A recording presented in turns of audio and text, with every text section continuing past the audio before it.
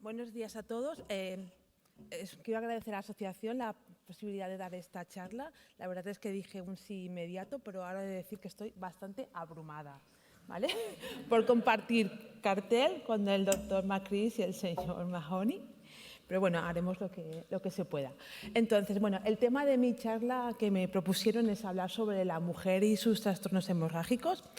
Y bueno, lo primero de todo, pues la primera pregunta que nos podemos hacer es ¿y por qué hablar de la mujer? Entonces, en 3 diapositivas os voy a decir en qué nos diferenciamos. La primera diferencia sería esta, que mi jefe, el doctor Mateo, todavía no entiende cómo puede ser. La segunda diferencia sería esta, que quizás es un poco más discutible. Pero bueno, hablando en serio, la diferencia real que tenemos hombres y mujeres es el aparato reproductor, ¿de acuerdo? Entonces, mi charla se diferenciará en 2 bloques. Un bloque hablaré de lo que es la parte más propio del sangrado en la mujer o las cosas más relevantes y más específicas de la mujer, que sería el sangrado menstrual abundante, que ya hablaré más adelante, las posibles situaciones de cara al embarazo y, bueno, y otras situaciones. Pero en un primer bloque, primero haré unos comentarios sobre la enfermedad de von Willebrand, un poco orientadas a la mujer, las portadoras de hemofilia y otras coagulopatías, ¿vale? Entonces, empezamos. Sobre las coagulopatías, los 3 grupos así más importantes o más frecuentes son las portadoras de hemofilia, la enfermedad de von Willebrand y otras coagulopatías que son más minoritarias.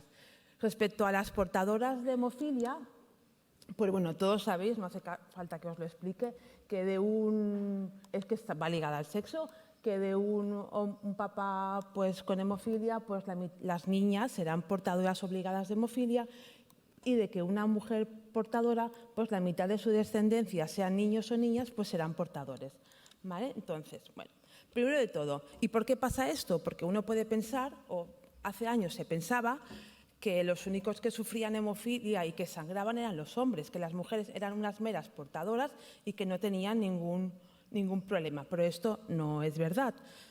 También otro pensamiento que uno puede hacer es que como la mujer portadora tiene un gen sin la hemofilia y un gen con el gen afecto, que es el de la hemofilia, pues un gen compensa al otro y entonces pues no tiene por qué sangrar, ¿vale? Pero esto no es real, no es así.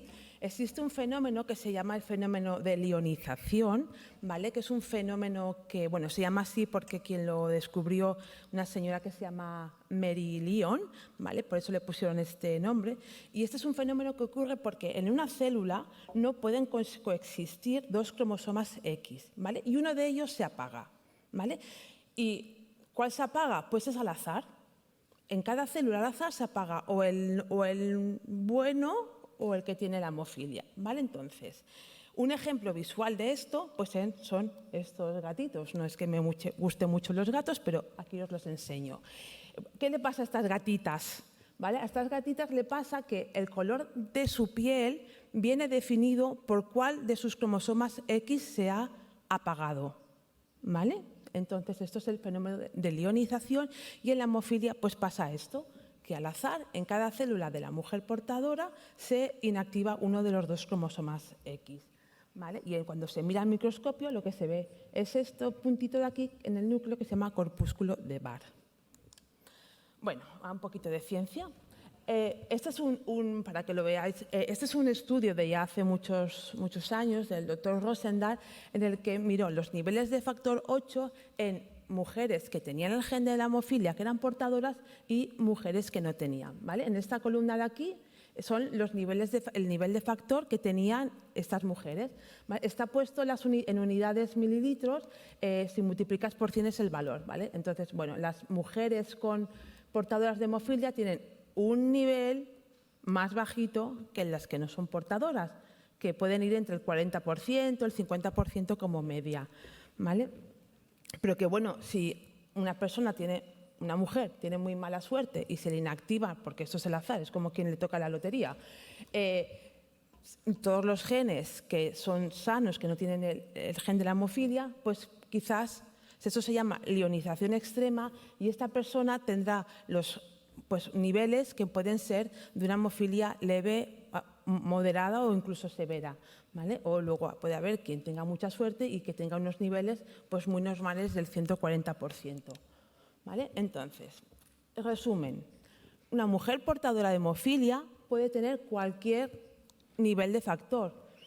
Os pongo esa tabla aquí para que recordéis que la hemofilia leve son valores por encima del 50% hasta el 40%, la hemofilia moderada de 1 al 50 y por debajo de 1% es una hemofilia severa. Pero ¿qué pasa en una cirugía? Porque una mujer puede tener un nivel de 40% o 45% y ser considerada normal. ¿Pero qué pasa en una cirugía? Pues hay que tener en cuenta que para ciertas cirugías, cirugías mayores, cirugías muy importantes, que se saben que ya de normal sangran mucho, pues se recomiendan unos niveles de factor pues hasta el 80 y el 100%. Y en una cirugía menor, pues niveles del 40 al 50%. ¿Vale? Y esto os lo muestro aquí para que veáis que es así. Este es el mismo estudio, ¿vale?, en el que se preguntan a las mujeres si han tenido sangrados en intervenciones quirúrgicas. En rojo son las mujeres portadoras y en azul son las mujeres que no tienen el gen de la hemofilia. ¿Vale? Pues, como podéis ver aquí, muchas más mujeres tienen problemas hemorrágicos en cirugías respecto a las que no son portadoras de hemofilia. El asterisco quiere decir que la diferencia es valorable, ¿vale? Entonces, a un porcentaje elevado necesitan tratamientos para poder controlar la hemorragia y un pequeño porcentaje respecto a las no portadoras necesitan incluso más transfusiones de sangre, ¿vale? Y con las cirugías pasa, pero es que con cosas más menores, por ejemplo, una extracción dental, ¿vale?, pues también pasa. Las mujeres portadoras de hemofilia tienen más sangrado, necesitan volver a ir al odontólogo o añadir tratamientos farmacológicos y en cirugías que ahora los que son más, yo creo que ahora ya los pediatras no hacen tantas amigdalectomías, pero los que tenemos una edad, antes hacían muchas amigdalectomías, pues también las mujeres portadoras de hemofilia tenían muchas más complicaciones hemorrágicas y necesitaban más frecuentemente terapias o reintervenciones o más terapias adicionales. Moraleja, que todas las mujeres portadoras de hemofilia deberían conocer su nivel de factor 8, porque a lo mejor puede tener un 20, un 40 o un 80. ¿Vale? Bueno, y ahora pasaré a hablar de la otra enfermedad, otra coagulopatía más frecuente, que sería la enfermedad de von Willebrand. ¿Qué es la enfermedad de von Willebrand para quien no la conozca tanto? Mira, esto de aquí sería el polímero, el multímero de von Willebrand que va por el plasma, que cuando hay una lesión en una superficie, en un endotelio vascular o donde sea, las plaquetas, el von Willebrand ayuda primero a que las plaquetas se unan al endotelio, a la superficie dañada, y luego también ayuda a que se unan entre ellas. Y luego aquí encima actúa pues, todos los factores de la coagulación y todo esto. Si esto no pasa porque el von Willebrand está disminuido o funciona mal, pues ya empezamos la casa mal, ¿no? Ya no, el tapón hemostático ya empieza mal si el von Willebrand ya no funciona bien. Y entonces pues, se puede sangrar. Es el trastorno hereditario la coagulopatía hereditaria más frecuente. Se calcula que hasta un 1% de la población lo puede tener. Hay diferentes niveles o intensidades. Puedes tener una hemofilia leve o un von Willebrand leve o un von Willebrand más severo. Se calcula que 1 de cada 10 personas afectadas de enfermedad de von Willebrand no son diagnosticadas porque son formas muy leves. Y la mayoría hay mayor prevalencia en las mujeres y se piensa que esta mayor prevalencia en las mujeres es porque cuando tienen la menstruación y tienen una coagulopatía, pues sangran, que esto lo veremos más adelante. Y los hombres, pues si nunca se someten, tienen un von Willebrand leve o moderado y nunca se someten a ninguna cirugía, nunca entran en una situación de riesgo, igual no se diagnostican hasta edades muy avanzadas.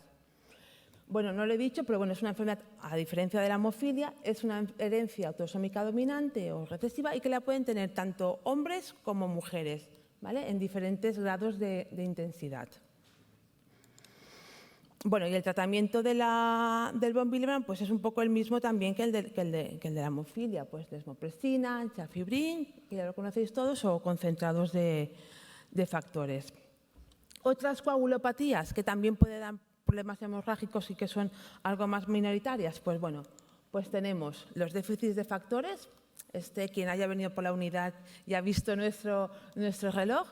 Los déficits de factores, pues esos son los factores de la coagulación, ¿vale? Y se pueden tener déficits de todos los factores de la coagulación, del 1 que es el fibrinógeno, el 5, el 7, el 8 y el 9 que es la hemofilia, el 10, el 11 y el 12, ¿vale?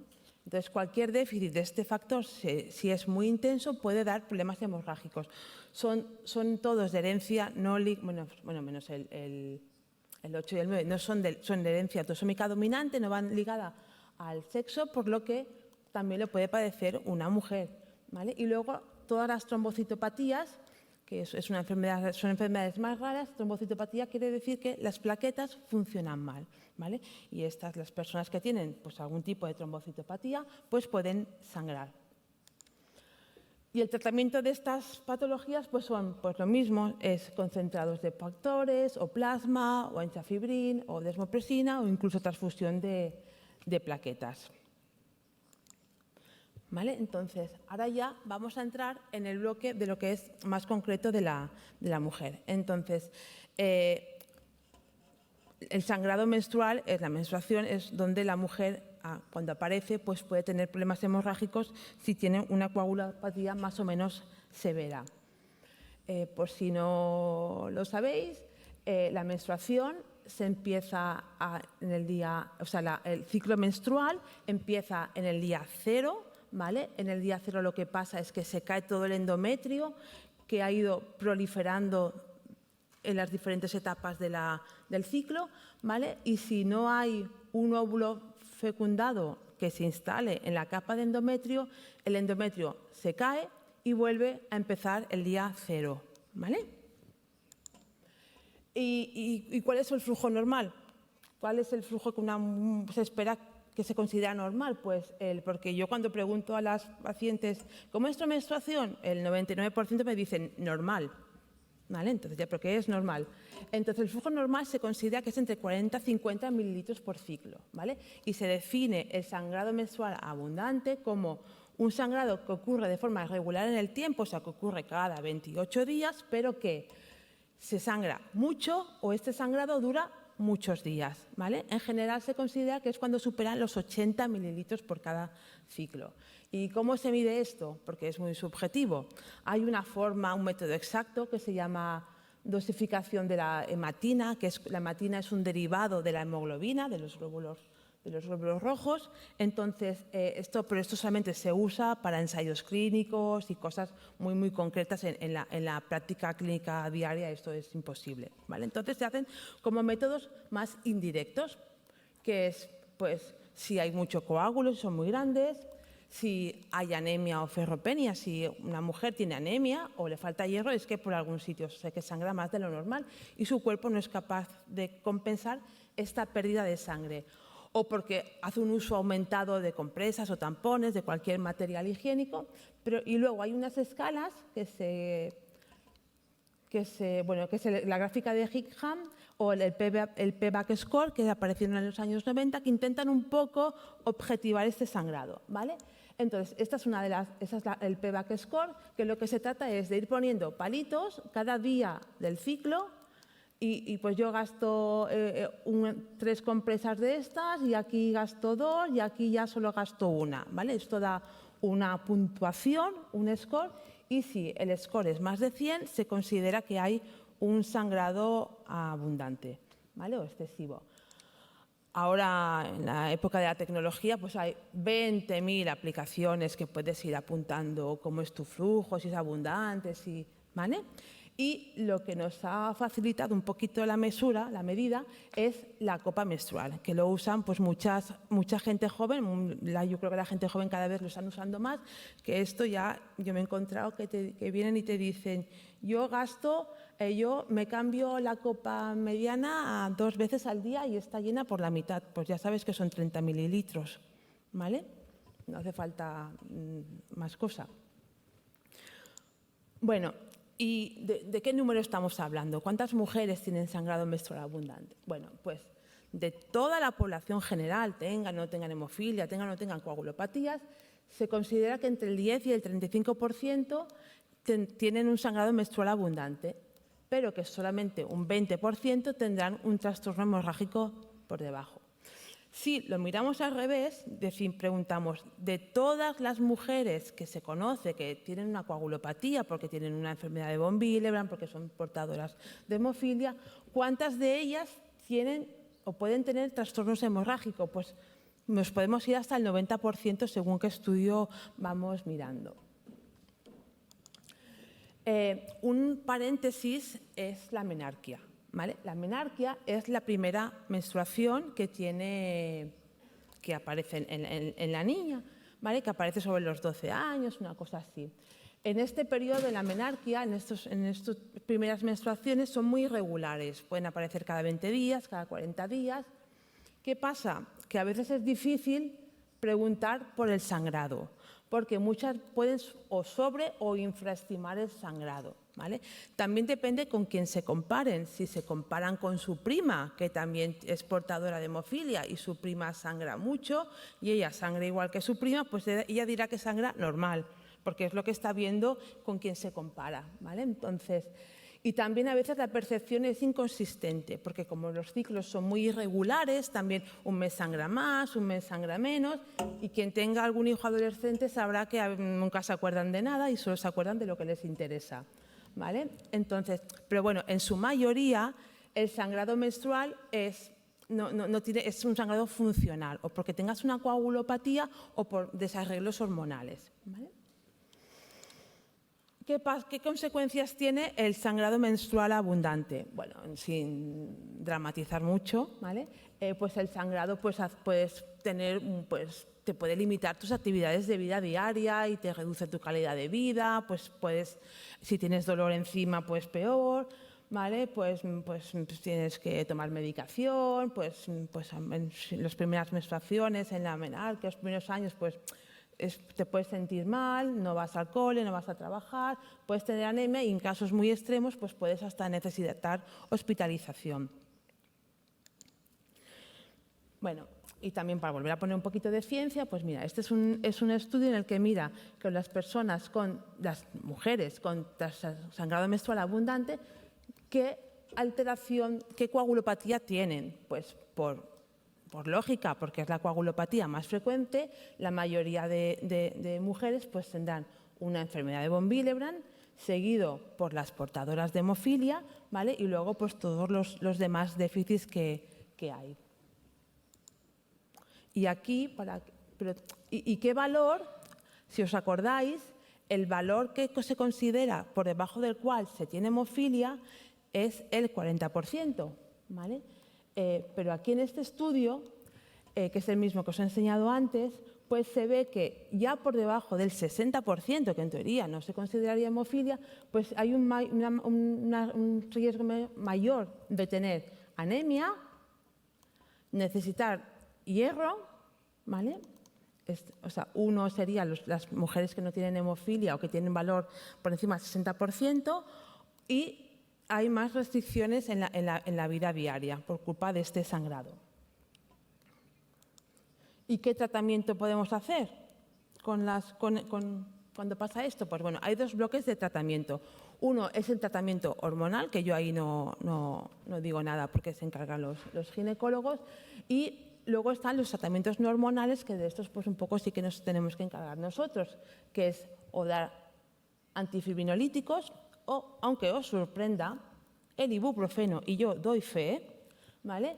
Reduce el volumen del flujo porque inhibe las prostaglandinas, que es una sustancia que hay allí en el endometrio caiga, se contraiga y que entonces se sangre menos. Y luego pues puedes dar tratamientos más específicos, puedes dar desmopresina o incluso mujeres que tengan niveles de factor 8 pues muy bajitos o otros déficits más severos de otros factores, pues puedes dar concentradores de factores para disminuir ese sangrado. ¿Vale? Entonces, ahora voy a pasar a la siguiente parte, que sería un poco más la centrada en lo que es hablar un poquito de lo que es el diagnóstico prenatal y un poquito de todo los cuidados que hay que tener de cara al embarazo.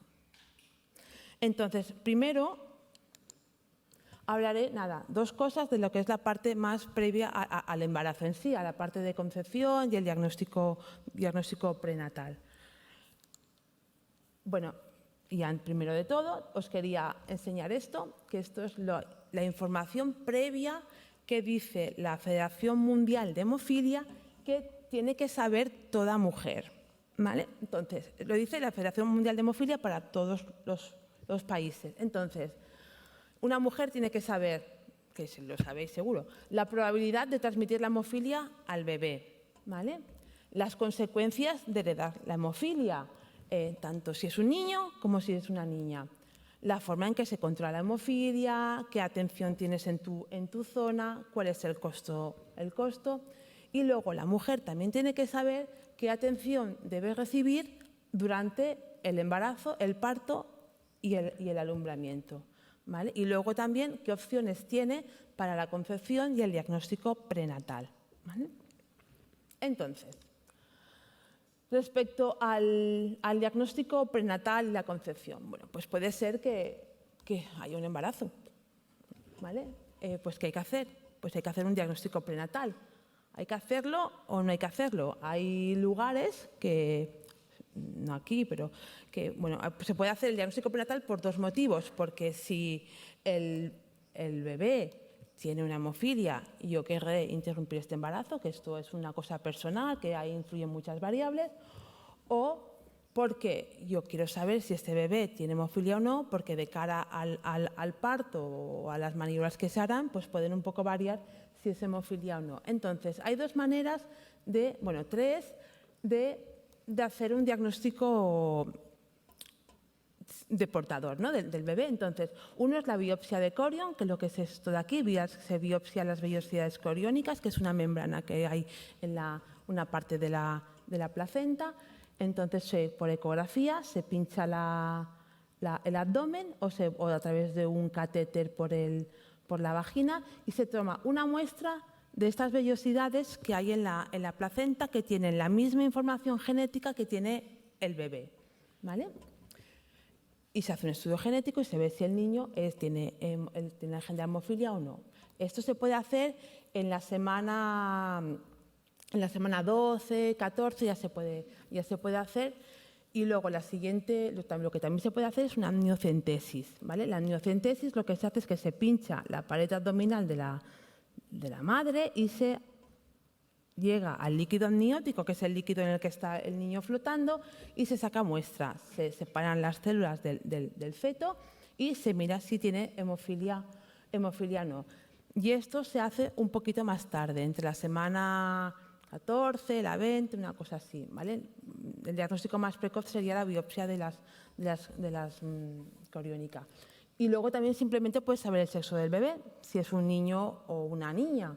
¿Vale? Entonces, esto se puede hacer pues, por ecografía, ¿vale? O también desde la semana 8 de gestación se pueden aislar por el plasma de la madre, porque en el plasma de la madre hay algo de material genética del bebé y se puede saber si es un niño o una niña.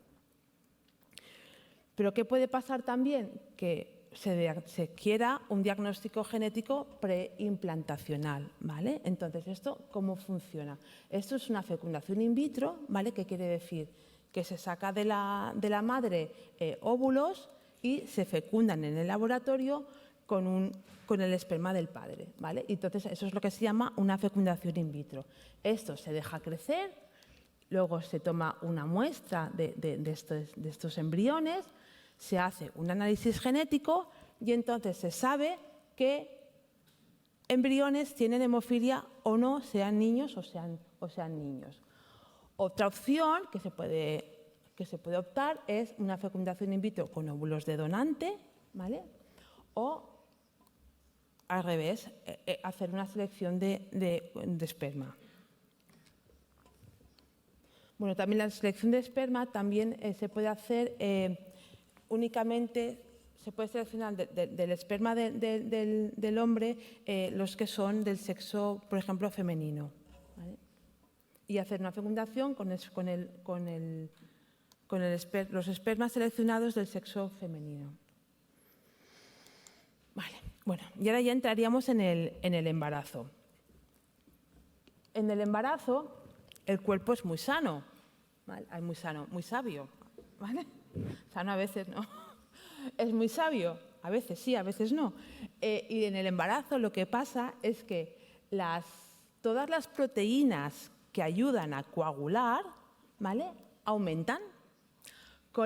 ¿Y por qué aumentan? Porque preparan a la mujer que en el momento del parto pues no sangre, ¿vale? Únicamente las plaquetas, que son células que sirven para coagular, pues pueden disminuir durante el embarazo, pero por un problema que se diluyen. Hay más líquido en la mujer y entonces están como más diluidas, ¿vale? Y esto lo podéis ver aquí. Este es un estudio en el que se ve que las mujeres portadoras de hemofilia, con von Willebrand o otras coagulopatías, pues sangran con la menstruación, ¿vale? Tienen sangrados entre las reglas, pero no sangran durante el embarazo, ¿vale? Las mujeres con enfermedad de von Willebrand y portadoras de hemofilia no sangran más en el momento del parto y del embarazo que las mujeres controles, que serían las que no tienen hemofilia, ¿vale? Siempre formas que no sean graves. Las formas graves, por ejemplo, de enfermedad de von Willebrand, aunque durante el embarazo el von Willebrand sube, si tú tienes un von Willebrand muy severo, pues no es capaz de subir, ¿no? En todas las mujeres el factor von Willebrand sube a unos niveles más seguros, ¿vale? Entonces, quien sí que puede sangrar durante el embarazo son otros defectos, porque, por ejemplo, las plaquetas o problemas relacionados con las plaquetas durante el embarazo no aumentan, ¿vale? Pero sí, si bien no se sangra durante el embarazo, pero sí que se puede sangrar durante el posparto, ¿vale? Y esto hay que saberlo respecto a los controles. ¿Veis? Los controles están aquí y aquí pues vuelve a subir las mujeres que sangran con otros trastornos, enfermedad de von Willebrand o portadoras de hemofilia. Mira, os enseño esta gráfica muy rápido, no de esto. Es para que veáis que, porque se ve, bueno, yo quiero que se vea muy bien, es una enfermedad de von Willebrand que los niveles de factor von Willebrand durante el embarazo suben y cuando es el momento del parto rápidamente baja, ¿vale? Entonces, ¿esto qué quiere decir? ¿Esto por qué os lo enseño? Porque, por lo que he dicho antes, que se puede sangrar más en el posparto que no en lo que es todo el proceso del embarazo, ¿vale? ¿Y qué hay que hacer? ¿Vale? Si te quedas embarazada, ¿y qué tienes que hacer? Bueno, pues primero, lo recomendable es tener siempre unos niveles de factor, de von Willebrand, de factor 8, de lo que sea, antes de quedarte embarazada para ver de dónde partimos. Habría que hacer una determinación cuando uno sabe que está embarazado, ¿vale? En el tercer trimestre, para ver cuánto ha subido este factor, y siempre antes de cada maniobra invasiva, ¿vale? Y en general, pues uno se tiene que conocer porque hay personas que sangran más y personas que sangran menos, ¿vale? ¿Y el tratamiento? Pues el tratamiento durante el embarazo es poco frecuente el sangrado, no hay que hacer nada. Únicamente cuando haya que hacer alguna maniobra invasiva hay que asegurarse que se tenga unos niveles de factor en general por encima del 50%, ¿vale? El problema viene un poco más en el momento del trabajo del parto o cuando ya que ya sale el niño, ¿vale? Entonces, bueno, la cesárea únicamente. El criterio de hacer cesárea o no es por el criterio del ginecólogo, del obstetra, ¿vale? Y se recomienda siempre se recomendará hacer un parto poco traumático y no utilizar forceps y estas cosas. ¿vale? Y donde hay que tener un poco más de cuidado es en el posparto, por lo que os he dicho antes, ¿vale? Hay que tener unos niveles óptimos de factor hasta el 4.º día, si es un parto vaginal, o hasta el 5.º día un poco más, si es un parto con cesárea. Habría que hacer unos niveles de hemoglobina a la alta, ¿vale? Y hay que explicar bien que hasta 2 semanas después del parto, o incluso un poco más, puede haber algún problema de sangrado, ¿vale? Y esto hay que saberlo. Y ya está. Muchas gracias por vuestra atención.